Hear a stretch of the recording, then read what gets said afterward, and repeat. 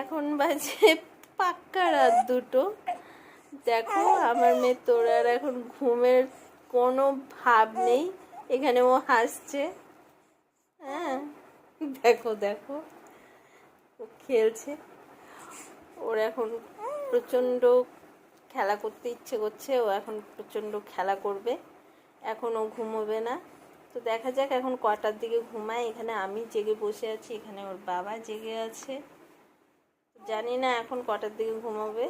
কালকে যেমন একদম 3টা, 3:30, 4টার দিকে ঘুমিয়েছিল। দেখো দেখো কথা বলতে দিচ্ছে না, কথা বলতে দিচ্ছে না। ও কথা বলবে, নে কথা বল। কিছু বলবি? বলবি? বলবি? বলো মা, বলো।